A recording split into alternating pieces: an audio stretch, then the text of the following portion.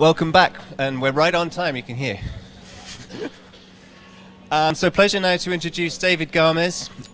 He's at the Department of Computer Science at Middlesex University, and the subject here is machine consciousness and the AI apocalypse. So over to you, Dave.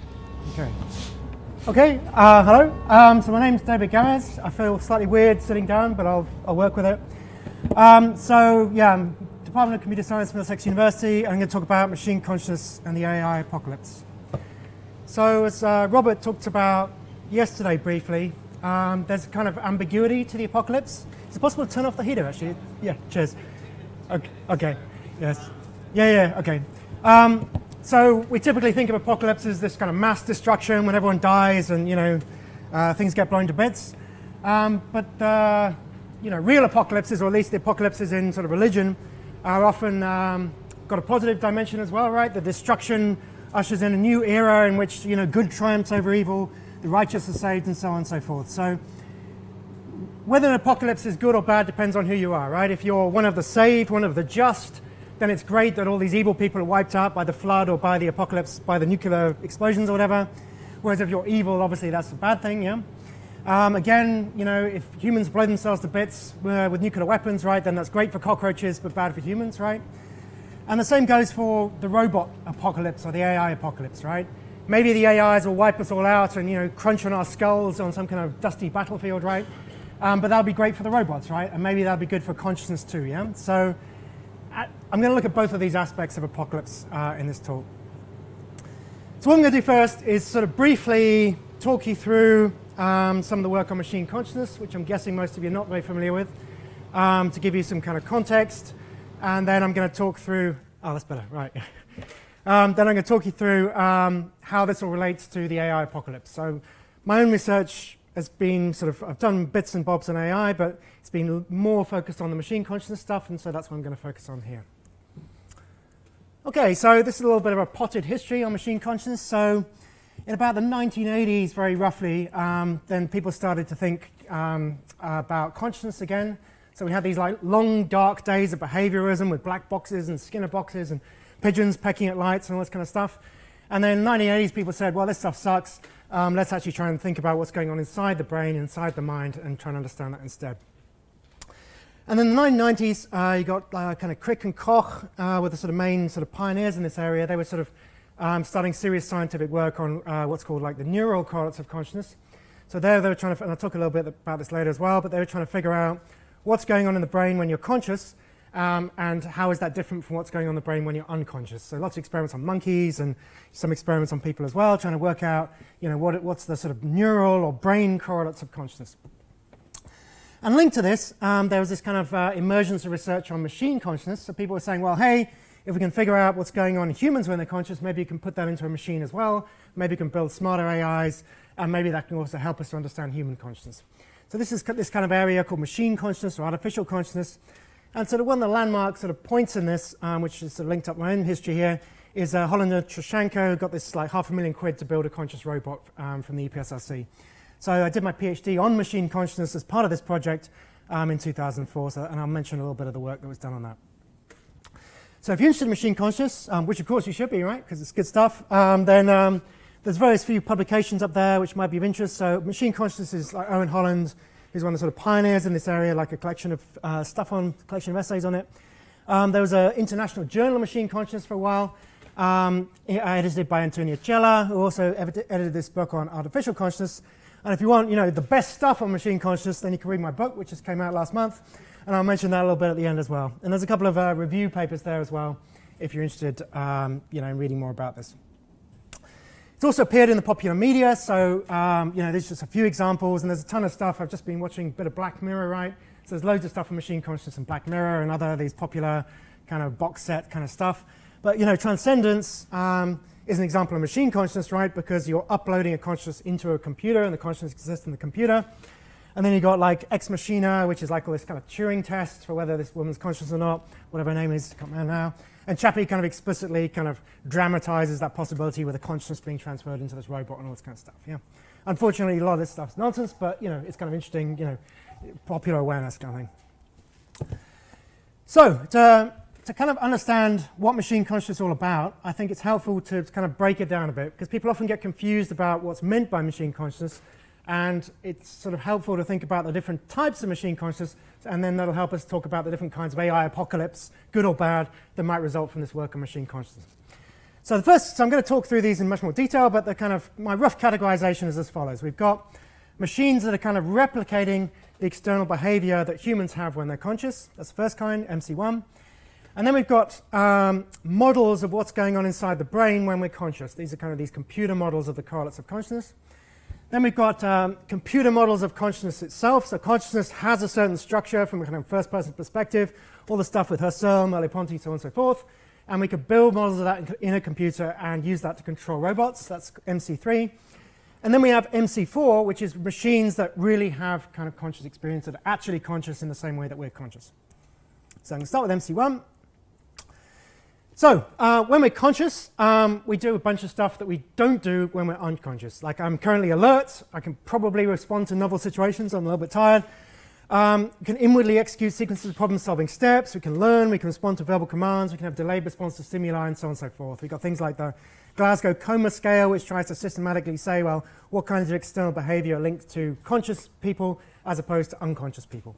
So we can do a bunch of stuff when we're conscious, and I can't do any of that stuff when I'm unconscious. I can't do any of that stuff, you know, if I'm sort of I'm distracted with some other task, and then my brain can't do any of this stuff when it's unconscious, or when I'm in an epileptic automatism or something like that, yeah? So the things that we can do when we're conscious, people are trying to also do to get machines to do as well, right? So, and that's what I mean by MC1 machine consciousness. So machine is MC1 conscious if it's producing similar external behavior to a conscious human, right? And already we've got a lot of machines that are MC1 conscious to some extent, yeah? So I can only play Go, or if I could play Go or chess or whatever, when I'm conscious, right? I can't do that in my sleep. I can't do that, you know, if you probe my brain, you know, in some weird way when I was unconscious. And the same with Atari video games and so on and so forth. And within AI, you've got this distinction between what might be called narrow AI, which is trying to solve one specific task, and then you've got kind of artificial general intelligence, or AGI, which is trying to replicate all of human behaviors. And so MC1 machine consciousness sort of fits in with more this attempt to reproduce humans in toto rather than just a single narrow defined task. So here is an example of an MC1 machine, right? Here we've got Ken and Brad, these conscious humans who are playing Jeopardy, right? And there in the middle we've got Watson, who's behaving like Ken and Brad within the narrow scope of that game, yeah? So it's an MC1 machine because it's replicating Ken and Brad's external behavior and actually exceeding it in this case.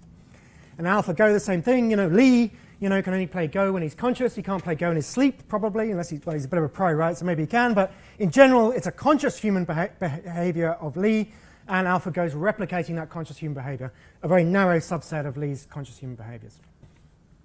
So that's the external behaviors that are similar to conscious humans. Okay, that's MC1. Now we're going to talk about MC2. So I mentioned all the work sort of initiated largely by Crick and Koch on the neural correlates of consciousness, right? You get people and you measure their brains when they're conscious, and then you measure their brains when you're unconscious, and you see what's happening in their brains when they're doing the conscious stuff, right? And that's like the neural correlates of consciousness, although people have like cognitive correlates of consciousness and computational correlates of consciousness. It all gets a bit messy, but let's just focus on the neural correlates of consciousness here. And what people also do as part of this is they build models of the neural correlates of consciousness. So they build models of what might be going on inside your brain when you're conscious as opposed to when you're unconscious. So some of this, so people like DeHaan have built some beautiful models just purely within neuroscientific context, and other people have built these models to try and, you know, control machines and that kind of stuff as well. So we can help us understand how consciousness might work, and it also might help us to build more intelligent machines. So what I mean by MC2 machine consciousness is building these computer models of the correlates of consciousness, and also maybe, you know, models of the cognitive structures claimed to be conscious, but I'm not that worried about that.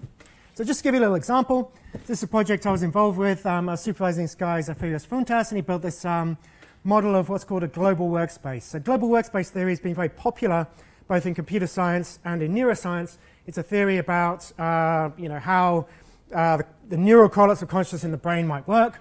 And the nice thing about it, it's easy to build a computer model that actually does something useful. So what Zafirios did is he built this model with like 20,000 neurons of a global workspace. And he used this model to control this computer game avatar in Unreal Tournament. So this sort of model of the correlates of consciousness is driving this thing, going around shooting people and so on and so forth. And what was nice about this project is that we entered it into, there's this competition called Neurobot, I think, no, not Neurobot, the Bot Prize, where you have human judges trying to decide whether these avatars are controlled by humans or controlled by software. And so we came second in this thing with our sort of thing controlled by 20,000 neurons. We could have won, but we had some kind of software bug with running it and so whatever. But we came close. So this is a model of the correlates of consciousness controlling an avatar in a computer game environment. So it's actually an MC2 system because it's a model of the correlates of consciousness, but also an MC1 system because it's actually doing the kind of things humans do when they're behaving consciously. Several million. This is only 20,000. It's got, 100 billion, yeah. Could you not interrupt? I don't mind very short. Oh, you haven't got the mic, right? Yeah, okay, yeah. Yeah. Context is 100 billion in the human, about 10 billion of which are probably functional, and this is like 20,000, so it's a very small model, yeah. Okay, so third kind of machine consciousness is computer models of consciousness. So I guess there's a lot of people here who know a lot about phenomenology, right? So phenomenological project, right, is describing consciousness from a first-person perspective, yeah? We're trying to describe how things appear to us, all the sort of noetic structures, or the touching and the being touched, or, structures of time described by Husserl and so on and so forth. So consciousness has a certain kind of structure, and we can build models of consciousness. This is not models of the brain, this is models of consciousness itself, and either to understand how consciousness works, or we can use them to control computers and robots and so on and so forth. And this is what I mean by MC3 machine consciousness. So I'll give you a couple of little examples. So this is a Ciccia robot built by Antonio Cella, and it was like a guide robot in the Museum of Agrigento, I think. So it sort of had to show people around the museum and introduce them to exhibits and so forth. And this robot was controlled by this internal 3D simulation. So this is a bit like a model of our consciousness, right? We've got kind of colors, and it's got shapes, and it's got like a model of the robot in its environment, and then it uses this. It has this internal 3D simulation. It receives the sensor data from its environment, and then it updates its position in the environment and the features of the environment. So it's a bit like our consciousness in some ways, as I argue in the last bit, in the sense that it's a sort of bubble of experience, as I'll talk about later, and that's used to control the robot in its environment. And this is another little project came out of this project I told about, this project to build a conscious robot. So Owen, or Rob Knight, built the robot on the left, which is called Kronos. This is like a physical robot, an anthropomimetic robot, as Owen describes it, which is like it's sort of based on the human skeletal system. And then that's the real robot. And then on the right, we've got a virtual copy of that robot in a simulated environment, and it behaves roughly the same as the real physical robot. And so what the robot's trying to do is it's trying to pick up this red stick, which is actually really challenging because the robot's really shaky and really difficult to control. So what it does, it uses this imagination, or its virtual copy on the right-hand side, to figure out how to do it. It does lots of experiments to try and figure out how to pick up this red stick. And when it's worked out how to do that, it will then execute its sort of, what it's figured out, its sort of plan or its motor patterns or whatever on the real physical robot. So again, we have this kind of consciousness or model of consciousness being used to control a physical robot. So it's like an MC3 and an MC1 robot in this particular case. And so on to the last one, so MC4. These are robots that really have conscious experiences.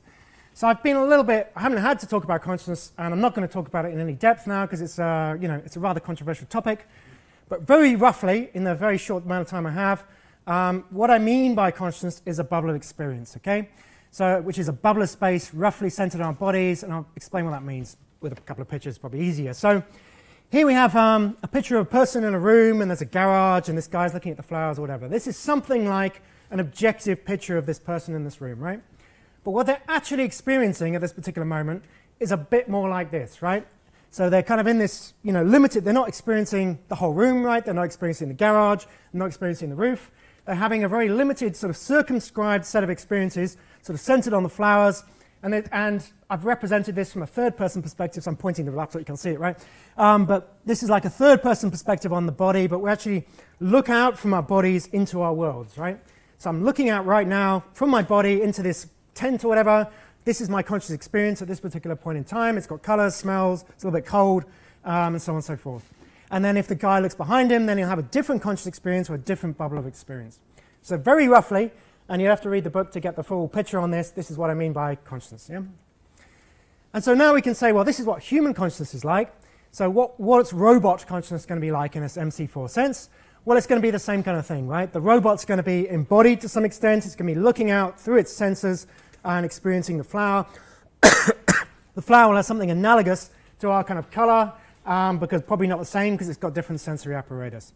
So this is a fully conscious robot in the same way that we're fully conscious. It's not just doing conscious behavior. It's not a model of consciousness. It's conscious just in the way we are. So that's what I mean by an MC4 conscious robot. It's it's conscious in the same way we are. So how can we build this kind of system? And this is what I've done a fair bit of work on. So I mentioned before how we've been a lot of work on the neural correlates of consciousness, right? Trying to find out which neural structures are linked to which kind of conscious experiences, right? This is the sort of work of Tononi and Koch and so on and so forth. And this is a sort of general way, a slightly more general approach to the neural correlates of consciousness. And what I call it is like a mathematical theory of consciousness, or a C theory.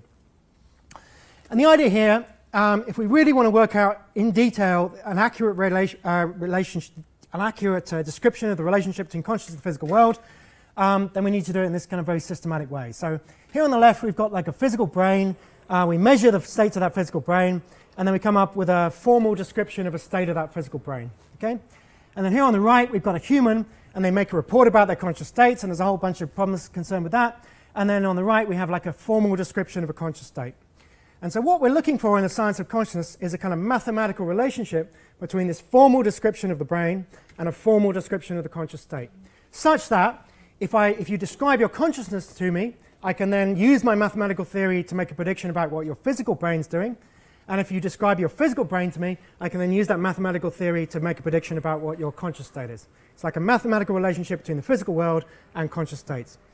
And we already have these kind of theories already out there. This is not like super original stuff, in the sense that this guy, Giulio Tononi, has come up with this information integration theory of consciousness, which has a bunch of massive flaws as a theory, but has the right kind of structure. In the sense that if you have a physical description of a particular system, you can then put it through his information integration algorithm, and it will predict how much consciousness is present and the structure of that consciousness that is present. Yeah? So there already exists, and I've done a little bit of work on different kinds of mathematical theories of consciousness in the past as well, and you can have a look at my website if you're interested in any of that. So there are these theories out there already, and so this is the sort of framework for thinking about how we can actually build machines that are really conscious. So if we want to build a conscious machine, I'm not going to, maybe I should get up.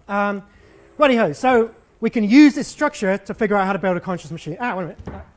Okay, so to build a conscious machine, we can first come up with a formal description of the kind of conscious state that we want to build, right?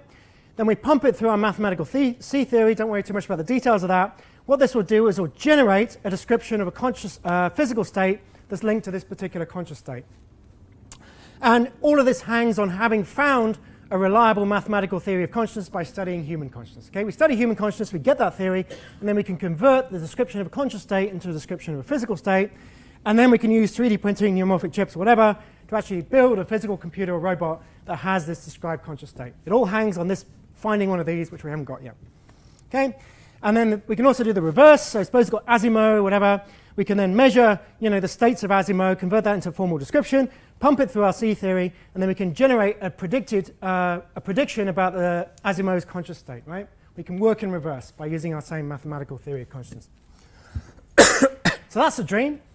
Do I have any examples? No, because we haven't got what we're missing for starters is a believable mathematical theory of consciousness. So in my PhD, I did some work where I built a simulated network and showed how you can actually apply these mathematical theories of consciousness and generate predictions about consciousness on a simulated network. But obviously, a simulated network is different from a real physical robot, and so you obviously need to think about how you can actually analyze the memory states of an actual physical computer, and I've got some ideas about that, but never got around to doing it. And so once we had our convincing theory, we could actually build a physical machine that was conscious in the same way that we're conscious. That's the idea. That's the dream. And as I've mentioned already, we can have several different kinds of machine consciousness all mixed up together in the same system, right? We can have a system that's, uses a model of the neural correlates of consciousness to control a real physical robot producing human-like behavior. And maybe these systems could actually be MC4 conscious at the same time. So these are not exclusive categories, but they're helpful ways of breaking down the different systems that exist in the area. Okay, so now I've set it up. We can now talk about the apocalypse, right? Which is where I've been kind of leading all this kind of stuff.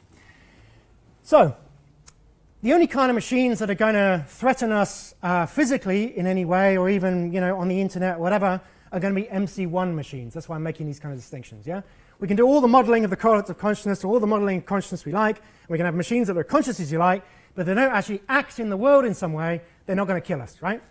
So the only ones we have to worry about from the sort of physical apocalypse kind of perspective are MC1 machines, because these are the only ones that are actually going to shoot us in the head or steal our ice cream and all this kind of stuff, yeah? Or cause catastrophic destruction.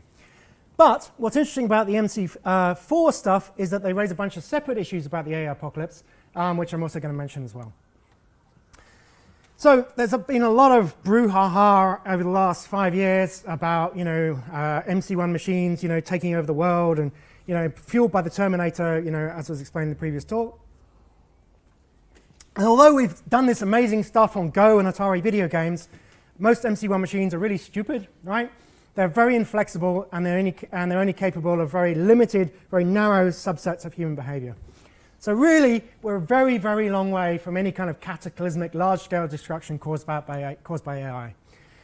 And part of the reason is people don't really sort of think in these terms so much, but a lot of the successes, the Atari video games and Go and whatever else, is largely fueled by deep learning, right? So deep learning is technology where you can stack up multiple neurons, multiple neuron layers, and there's a bunch of nice hacks that make that work in a way that it didn't used to work 5 years ago or 10 years ago, yeah? And the other aspect of this is also being fueled by the fact that we now got cloud computing, or we've got super fast graphics cards, so we can run these deep neural networks on huge amounts of data.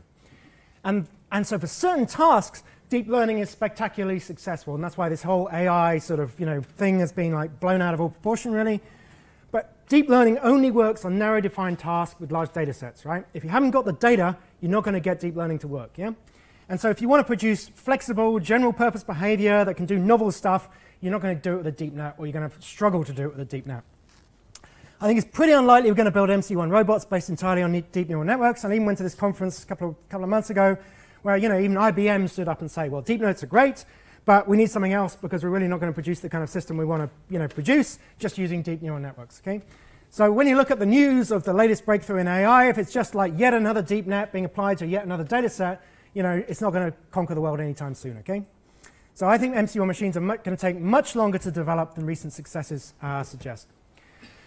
However, software errors are extremely likely to cause an apocalypse. And they almost cause an apocalypse like, as I'll explain in a little example in the next slide.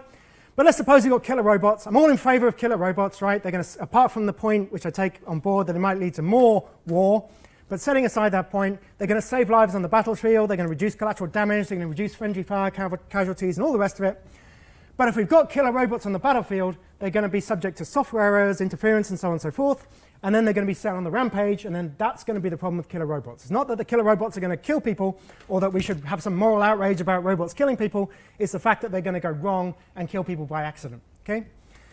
More importantly than that, though, humans, especially nowadays, but in the past as well, make a lot of decisions based upon the information provided to them by computers.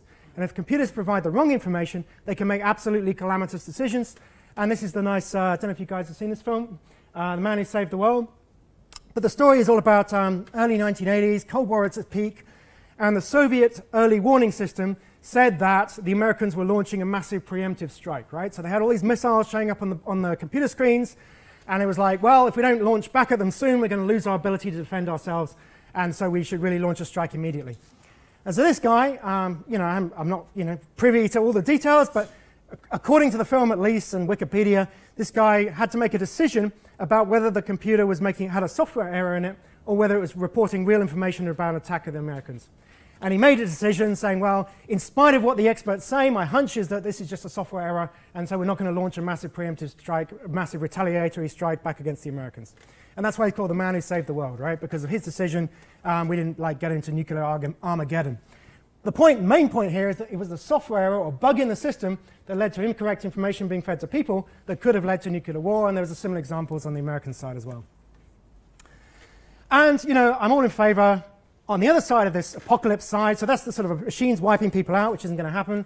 Humans are lousy at running the world, right? We've got, all those, we've got Trump, Theresa May, right? They've got limited memory, limited imagination. They can't process large data sets. Let's get rid of them, right? And so I personally think if we had MC1 machines that were better at planning and you know, some kind of, back to the sort of cybernetic dream of the planned economy with you know, super intelligent AIs and all the rest of it, I think we should, you know, there's a possibility, I'm not saying they could run the world better, but there's a possibility that they could run the world better, make humanity happier. So Asimov's iRobot, you know, explores that possibility in fiction. And here's the sort of angle on the MC4 stuff, right? When we're thinking about consciousness, there's a sort of very tight link between consciousness and ethical value, right? When we've got someone in a coma, we're willing to switch off that machine if that person's not conscious or if they're never going to regain consciousness. And in many ways, you can reduce our ethical relationships with each other and with animals and so on to the fact that we have special ethical status for conscious systems, right? Now, what if we could build MC4 machines that had a higher quality of consciousness, right? Human consciousness is kind of bit corrupt, we're full of like, you know, lust, evil, you know, all the rest of it, right? Maybe we could build beautiful machines with beautiful consciousnesses, right? That would be better and higher quality than our own consciousness. And obviously this all hangs on how you define good quality and all the rest of it. But let's suppose we could build MC4 machines that everyone agreed had a better consciousness than human consciousness, right? They didn't need Prozac, they didn't like, you know, hit each other and all this kind of stuff, yeah? So a world in which there was more high quality consciousness would be better than a world with less low quality consciousness. And if we could build an MC4 machines with better consciousness, then we could also mass produce it, right? So there is an argument for replacing humans with MC4 machines, right? If we could build machines with better consciousness, then we could replace humans, just get rid of the human species, and we'd have more better quality consciousness because consciousness is the thing we really care about when we're talking about value, yeah? However, and also talking about your point about the death of the sun in a few billion years, right? Our chances of escaping this solar system and going off to another solar system are virtually zero pending a you know, major breakthrough in physics, right? We're all going to be wiped out. Everything we care about is going to be wiped out. But machines can travel much further. They can feed on light and so on and so forth. This might be the only way in which consciousness can escape the Earth when we're wiped out by the sun. However, we should only replace humans with conscious machines when we're confident that machines really are conscious. It'd be a bit of a mistake, right? If we screwed up with our C theory and didn't get it quite right and made all these predictions about the conscious machines, killed everyone on the planet, and then found out they weren't conscious after all, right? So we need to be careful about that. That's the stark warning for those of you enthusiastic about this, yeah? Okay, so I'm just going to wrap up now. So we've got these different kinds of machine consciousness, which I won't bother reiterating here. So the research on machine consciousness might help us to develop better MC1 machines, but it's the MC1 machines we have to worry about in terms of actually shooting people and hacking into computers and so on and so forth. And this is very unlikely for the foreseeable future. And I also think we should, you know, stop thinking too much about the Terminator and focus more on iRobots. Think about positive apocalypses that could be brought about by these different kinds of systems. You know, such as the replacement of humans by MC4 machines, or the replacement of Trump and Theresa May by, you know, better decision-making systems. So it's all in there. And the good news is you can read it for free. So I'm not just plugging it to buy. You can read it for free online. It's an open access book. And there's a website there with my papers as well. If you've got these slides, there's a bunch of references there. And I'm happy to answer questions.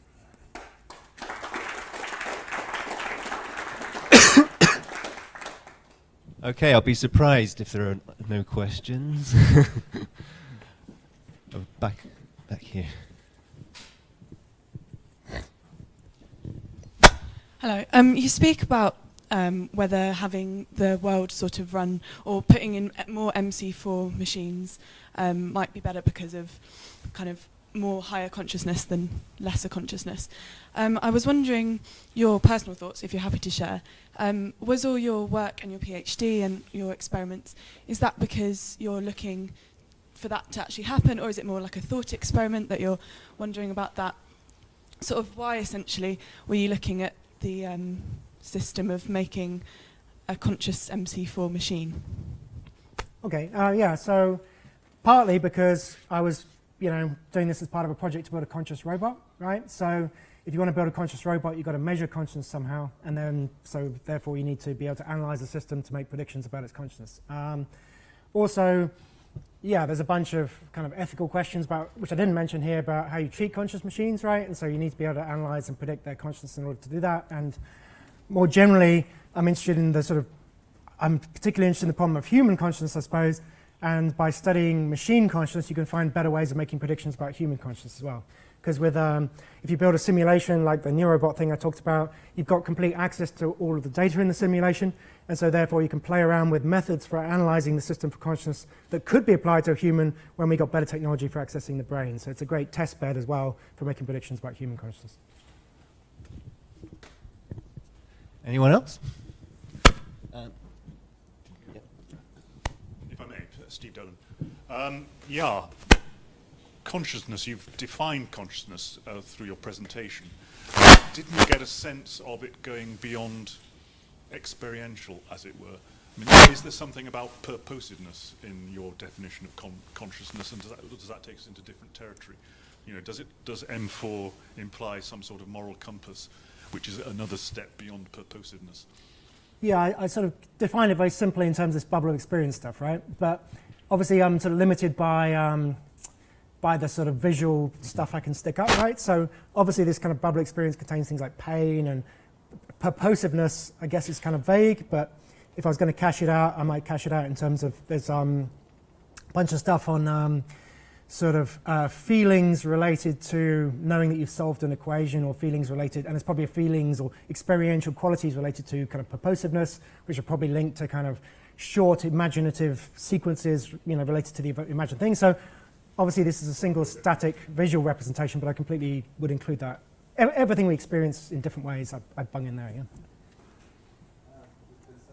Yeah.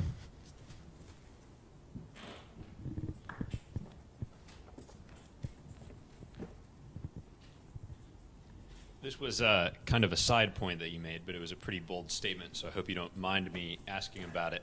You know, we went from having no recorded history in a few thousand years to getting to the moon, so I'm curious why you're so confident that in a matter of a couple billion years we won't be able to get out of the solar system.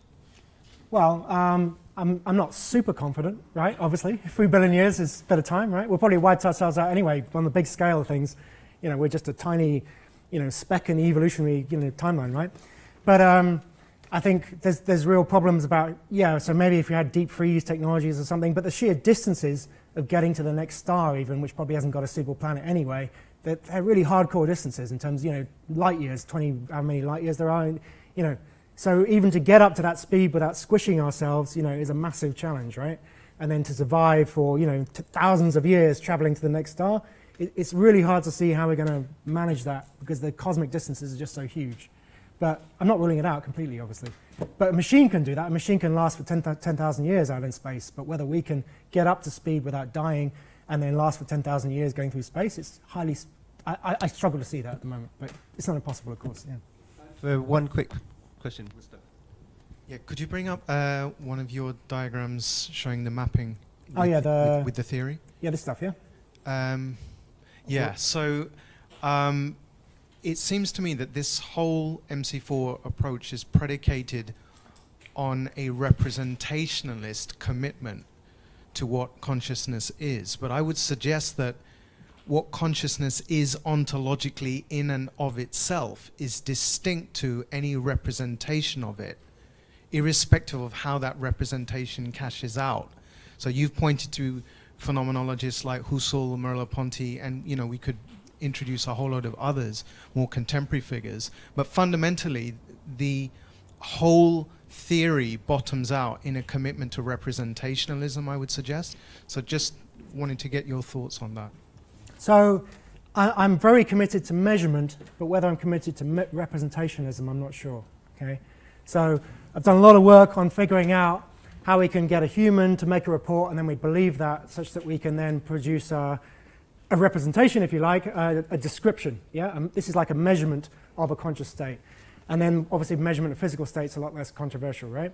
So I'm really looking for relationships between two measurements, and so I'm not quite sure how that links up with the representation. In the sense that the measurement is a representation maybe, but all I want to do in the studying it to build up these theories, all I want to be able to do is make a prediction about the consciousness that's going to be present, and then I can compare that prediction with my measurement of that consciousness, right? So it's purely in terms of I make a prediction and then I make a measurement to compare that with my prediction, yeah? And the reverse goes as well, right? I make a measurement, and then I can make a prediction about physical state, and I can measure the physical state. So measurement is crucial, and there's a bunch of assumptions in the book that try to frame and make that possible, but I'm not sure I'm committed to any kind of like metaphysics behind that. I'm really just trying to do the science on a bunch of measurements. Does that answer it? Okay. Okay, thank you very much, David. Thank you. Good time.